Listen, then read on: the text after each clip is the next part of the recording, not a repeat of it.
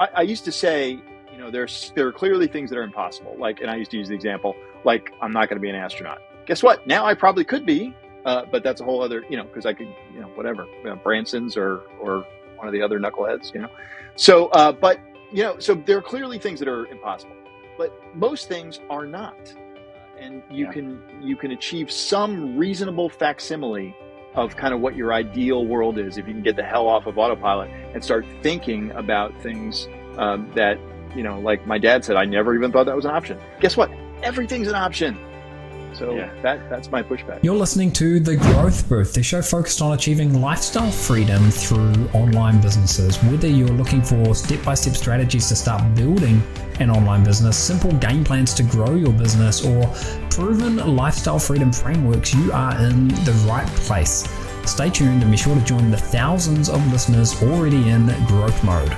Aidan Booth here. Welcome to episode number 99 of The Growth Booth. Great to have you. Yeah, number 99. I couldn't make 100?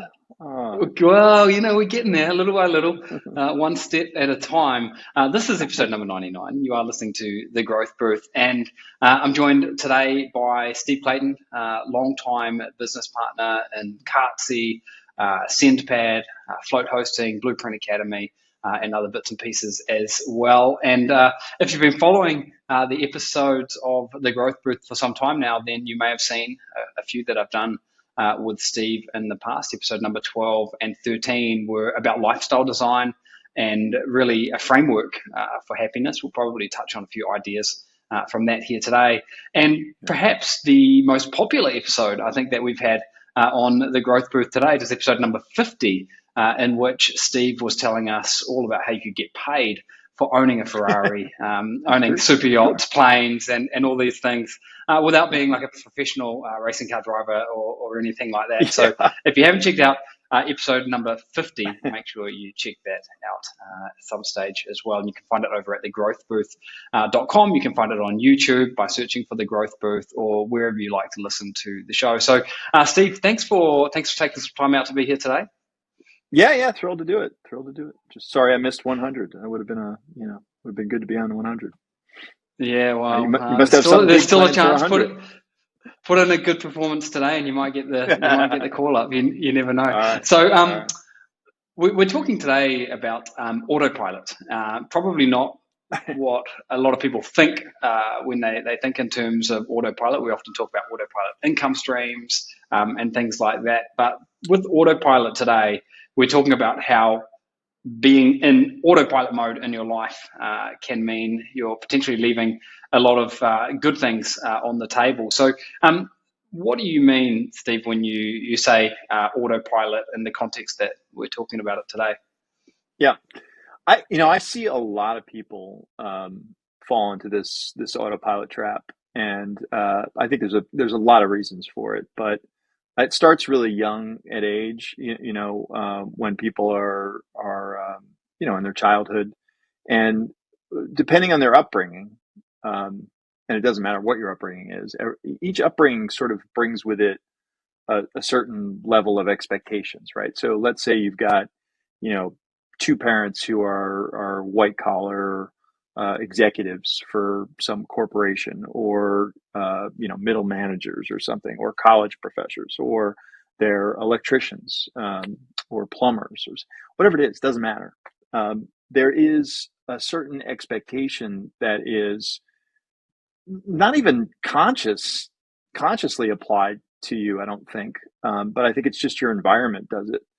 And so as you're growing up and you're going through primary school and then maybe into high school, you're sort of thinking and looking ahead at your life. And many people fall into this autopilot trap, which is to say that they get on this path, and they don't even realize that they're on it. And they're on it because of their environment. Either their parents are like pressuring them, hey, dad has a plumbing business, so we certainly want you to grow up to be a plumber.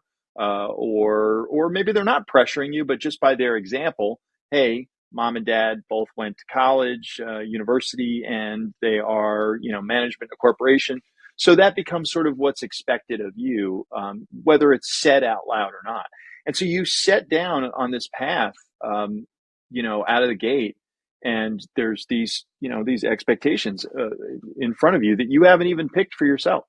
You haven't even sat down and said, "Hey, I don't really want to do this, or I do want to do this, or anything like that." And so you find yourself on this path, and sometimes you're on the path for 20 years, and so you can imagine, you could start to see why this might be not so beneficial for you if that's not necessarily the path that that would make you the happiest.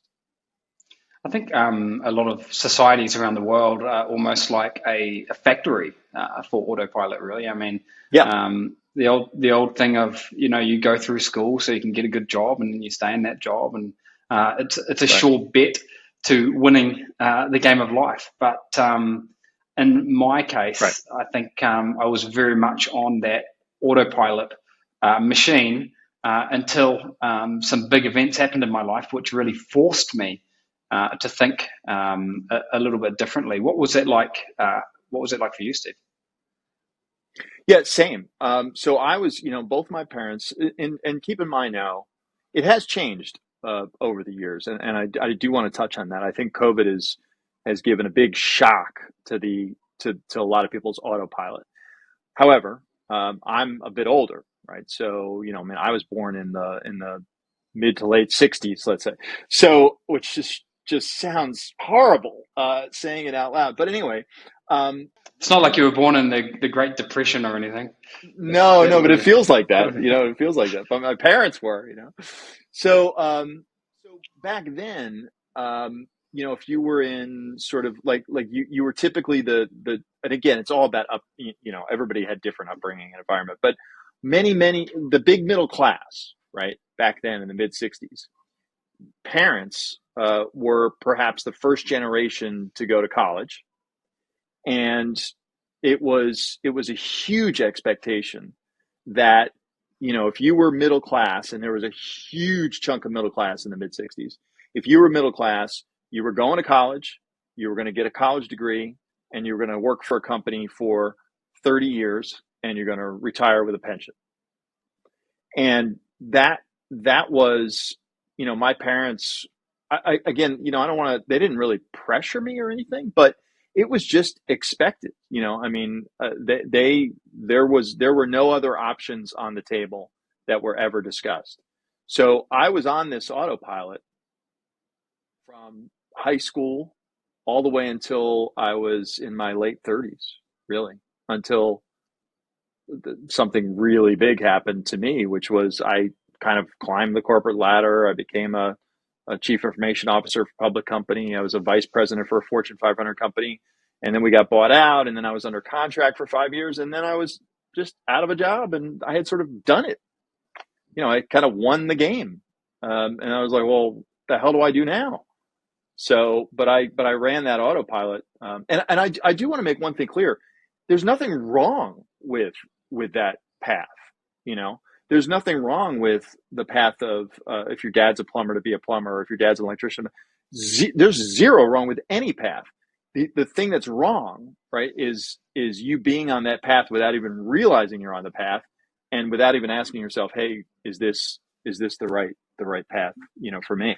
The other thing that it also is included in autopilot isn't just education and career. It's also, hey, you're going to graduate college, then you're going to find a nice gal, and you're going to get married, and you're going to have a couple kids and a white picket fence in the suburbs, and a minivan and a dog, and all of this is, autopilot.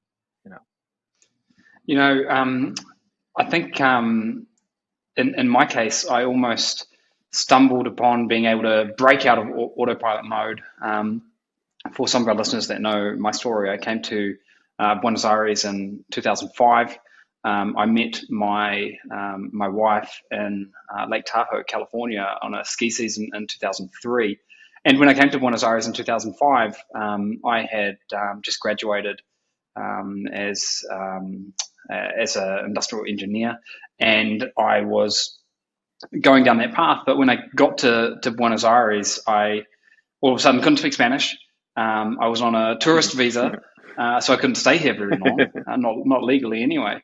And it forced me to think outside the square a little bit and think, how else could I do it? And that's how I started getting Yeah. into online business, and why I started looking at online business. But if I hadn't been in that situation where I was thrown out of my world, which was growing up in New Zealand, going to school in New Zealand, getting a good job in New Zealand, then I don't know if I would have broken out of autopilot. Yep. The positive for me was that I realized that I could design a lot more of my life to be the way that I wanted it to be, because all of a sudden I was consciously thinking about it. So I guess when you're on autopilot, one of the Exactly. dangers is you're not consciously thinking about how your life could look different. Would you agree with that? Yeah, no, totally. I mean, the way to get off of autopilot, the biggest way to get off of it is to first realize that you're on it. You know, I mean, because once you sort of see it for what it is, that that you're on this path, you haven't necessarily chosen this path, and who the heck knows if it's the right path for you. Once you come to that realization, then it really empowers you to sort of say, okay, well, what am I going to do about it? You know, and usually, if you can recognize that you're on autopilot, you can figure out the way to get off of it. What are the symptoms you see? How do you recognize if you're on autopilot? I think that if you have a general lack of or feeling of lack of control, I think a lot of people suffer from that. It's sort of a generalized anxiety and lack of control feeling that they have. It's probably why a lot of people are on antidepressants and other kinds of drugs, because there's so many people that are on autopilot. Uh, and so I think that's a big one. That's not the only reason you might feel that way, and admittedly, it's not an absolute test with great sensitivity, but that's certainly a big one. General unhappiness, again, can be caused by many things, of course, but autopilot is one of them. I was going to ask you about that feeling of fulfillment, because I know when you were Yeah, in one moment you were in corporate, achieving amazing things in corporate, but always, reporting to a boss, working for the man, following the rules, yeah. and then the next moment you were building um, your own online business. There must have been a significant change there potentially in the fulfillment. Oh, it's huge. I mean, night and day, but I didn't even, you don't even know any better, because you're in there with these blinders on, on autopilot, and you don't even realize that. I mean, I remember one time I was talking to my dad after I had left corporate and a couple of years into the building online business, and he said to me, he goes, "Man, I just I don't even I can't even think that I would have thought that was an option, you know? And that was, gosh, this is 20 years ago, or whatever. And that's probably the single biggest thing that got me started thinking about autopilot. And this sort of mindset thing has become kind of a passion for me, and talking with people. And that was, there are a lot of things that my dad has said over the years that have kind of triggered, something that snaps within me, and that was clearly one of them. And that's probably when I really started thinking about this autopilot thing. I was like, man, my dad was on autopilot. I mean, and he Yeah. did. I mean, my dad, to the point where he commuted, and I'm not exaggerating. He commuted. It took him almost 4 hours a day on a bus, um, because he wanted to. He was expected to have the kids live in the suburbs, and he worked in Manhattan, and it just took that long, both ways. More than an hour and a half each way, and he did that for decades. Yeah. It's I incredible. mean, It's amazing, and the incredible thing is there are hundreds of millions of people out there who have done the exact same thing. And again, not to yeah, say that there's anything wrong with it or they're not happy doing that. A lot of people probably feel quite right. fulfilled doing that. But it is interesting to think about and to know that there's a different way. And what we've done with our businesses, we've been fortunate to be exposed to thousands and thousands of people who have taken this path of entrepreneurship, and specifically online entrepreneurship, and making deliberate decisions to go down a path which would allow them to live a lifestyle that they want to live. And for me, when I started out, Right. that was being geographically free and having that ability to be a digital nomad. But there's so much more to it than that. So how do you think COVID played into all of this? What did that do to the autopilot conveyor belt? Well, I think it threw a bomb into the. I mean, I think it's been autopilot problems have been getting better and better. I think over the last 50 years or so. The further you get away from my parents' generation, the further you get away from my generation, I think that people are less and less on autopilot. And then, but there's still tons of people on autopilot. And then COVID really threw a bomb into everything because all of a sudden, people's whole lives changed overnight in so many different ways. They lost a job, they got a different job, they worked from home, they didn't go into an office. They started to realize they're like, oh, like let's take my dad. Like if my dad was working during COVID and all of a sudden he didn't have to commute 4 hours a day and he was working from home. I mean, imagine what his life would have changed, and he would have started to realize, God, why am I doing this? I'm missing out on so much. I'm missing out on, 20 hours a week of stuff I could be doing with my kids and my family or leisure time, whatever it is, right? Multiplied by decades. And all of a sudden, like, because I asked him probably even just like 10 years ago, I said, why did you do that? you know, like I don't understand. Like, why did you do that? And he didn't really have a great answer. He's just like, well, that was that was what you do. I mean, and I was like, that's autopilot. This episode is brought to you by Cartsy. Cartsy is an all-in-one e-commerce shopping platform that can help you build an e-commerce business in record time. It provides you with all the bells and whistles that you need to get started selling your own products online, and it's incredibly easy to use, built for newbies who want to grow an online business without all the hassles and headaches that come with other shopping platforms. If you'd like to learn more about Cartsy and take advantage of a special offer that we've set up, and I can do that because I'm actually the owner of Cartsy, then head over to thegrowthbooth.com/Cartsy. That's spelled CARTZY. That's thegrowthbooth.com/Cartsy, and get more information about how we can help you build an e-commerce business and how you can unlock the power of Cartsy today. Now back over to the episode. The technology, I think, has become a paradigm shifter in that regard as well, because when your dad was doing all that commute, I don't think they were using much of the internet and mobile. Yeah. And I mean, you wouldn't be running a business on your mobile phone, kind of a thing. No. You certainly weren't surfing the web at 30,000 feet above the ground like we do in international flights and so forth today. So I mean, the technology I think has been an enabler over the last 20 years for sure. Definitely helped. And it's got a lot better with COVID, in fact, because people were forced to find new ways of, hiring people or doing different things that they've always done in person. For example, one of the big shifts I've seen has been in the ability to be able to get documents notarized, like an important legal document. If I need to get that notarized, I can do that virtually on a Zoom call now. Whereas previously it was, even I've done some for the United States, and I have to go into the United States Embassy in Argentina and make the line and waste half a day.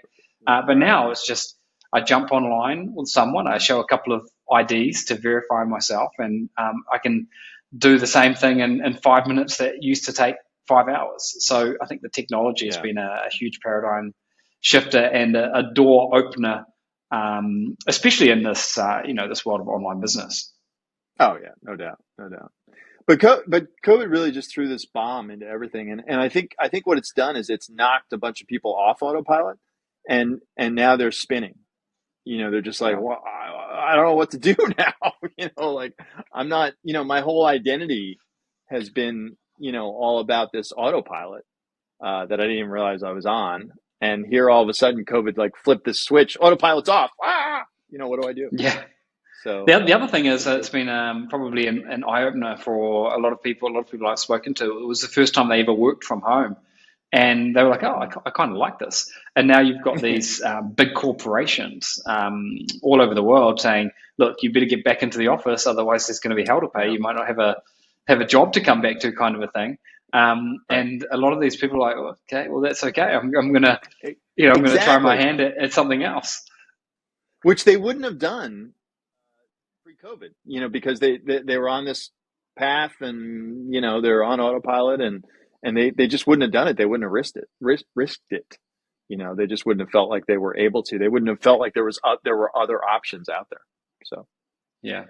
So for people that are listening to this and think, that sounds all good and well, what are the kind of things perhaps that they could do to, um, to sort of unshackle themselves to this autopilot, or maybe rethink what they're currently doing to see if there's another way that they could do the same thing? Any ideas around that? yeah, I mean, it goes back to what I was saying before, where you have to, I think the biggest thing is to know that you're on autopilot. So I think, we don't do a very good job generally of being sort of introspective. Um, Most people don't anyway. And so you've got to set aside some time to have some open and honest conversations with yourself. Think about the path you've been on and the path that you're on and ask really honestly, why are you on this path? You know, is it something that you chose, or is it something that, just sort of happened to you without you making a conscious decision? I think the other thing is to focus on, and this is hard for a lot of people, what does make you happy? If you've got a certain amount of time, which we all do, Aidan, you talk about this all the time.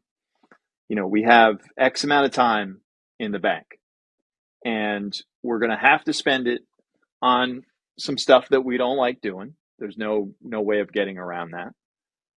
But we sure should figure out a way to make that the smallest withdrawals from our time bank that we possibly can, and make sure that we're spending, the biggest withdrawals on the things that give us joy or that are our passion, or whatever. So having an open, honest conversation about what path am I on, why am I on this path, and then also kind of in parallel with that, looking at your time bank and looking at your withdrawals and seeing how much of it is going towards doing the stuff I don't want to do, like 4 hours of commuting a day, versus the stuff that I'm passionate about, the stuff that I'm that makes me happy, that gives me peace, that gets me content. And the other thing is, maybe there are situations where you have sort of a cash flow problem with your time withdrawals. You're not even you don't even see that there's enough to withdraw to do some of the things that you want to do. It's not even that you're not spending enough time on them. You're not even set up to even spend any time on doing those things. So I think those are the things that people need to be doing. A lot of the ideas that you're sharing here, by the way, tie in really nicely with what we covered in the last episode, which was about personal effectiveness, not to be Yeah. not to be confused with efficiency. We spoke about ways that you could identify what makes you really happy, and what you want to do, and sort of design life around that. But just to recap a few of the ideas to sort of start wrapping up here. Start by knowing that you're on autopilot. Set some time aside to be introspective about that. And I think when you set time aside to be introspective about that, and also to deliberately think about what you might want your life to look like, you can try to think a little bit bigger, try to think outside the box. because I think all of us are constrained somewhat by our imagination, by examples that we've seen in our lives. Hopefully, if you've been tuning into the Growth Booth for some time now, you'll already be aware of the different types, or a number of different types of online businesses that you could potentially grow to give you an almost potentially limitless, income stream, more money than you know what to do with, geographic freedom, time freedom, and everything else. But getting back to some of those summary points, what's the path you're on? Is it the right path? And what would something else look like to you? Right. Is there something else that would really make you tick? In episode number 12 and 13 with Steve, we spoke about lifestyle design and a framework for happiness. That'd be great ones to go back to and listen again, because everything we discussed in those a couple of years ago hasn't changed. No. One thought about time, and everything you're spending your time on is coming out of your time bank. One thing that you can do, and it's an interesting way to think about it, is you can actually buy time, and you buy time by hiring people to pick up the slack.